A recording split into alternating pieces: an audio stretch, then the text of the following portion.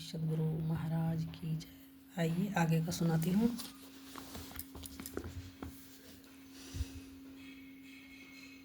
सन 1940 ईस्वी से सन 1945 ईस्वी तक गुरुदेव के कथनानुसार ये आया जाया करते तथा भ्रमण कार्य में सम्मिलित होकर ध्यानाभ्यास करते हुए विविध प्रकार की सेवा भी कर लिया करते।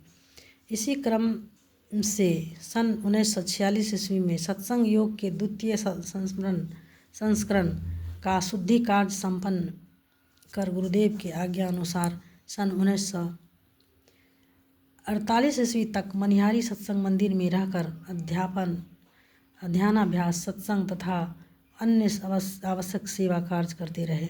इसलिए तो गुरुदेव कभी कभी कहा भी करते हैं कि संत सेवी और मुझ में क्यों और यू का संबंध है, यानी जैसे जहाँ क्यों रहता है वहाँ यू भी रहता है, उसी तरह जहाँ मैं रहूँगा वहाँ संत सेवी भी रहेंगे।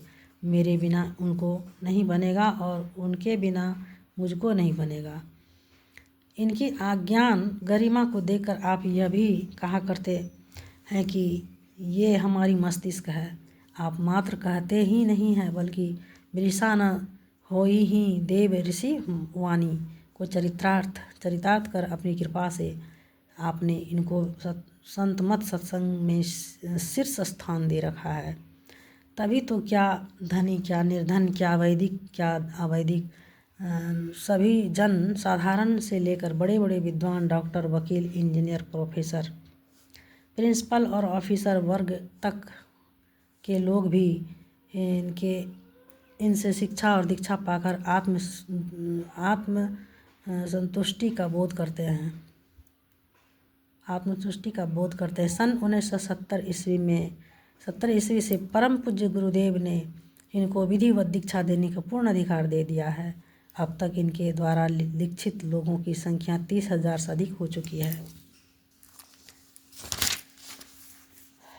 अगला शीर्षक महर्षि जी की शारीरिक आकृति एवं वेशभूषा। गैरिक परिधान में सुसज्जित सुगठित और छरहरा बदन, कुछ पीलापन लिए हुए, सन के रेशे सी शुभ्र सघन लंबी दाढ़ी मूछ और सिर की बाल घनी भौहें, विस्तृत ललाट, बड़े बड़े कान, लंबी नुकीली नाक,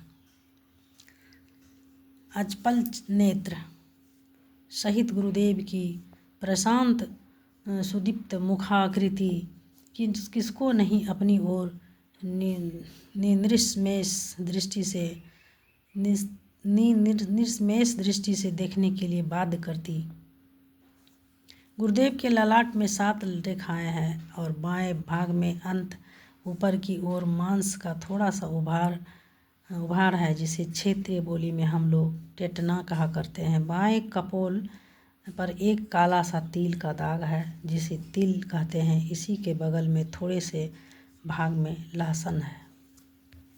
आगे का फिर कल सुनाऊंगी। श्री सद्गुरु महाराज की जय।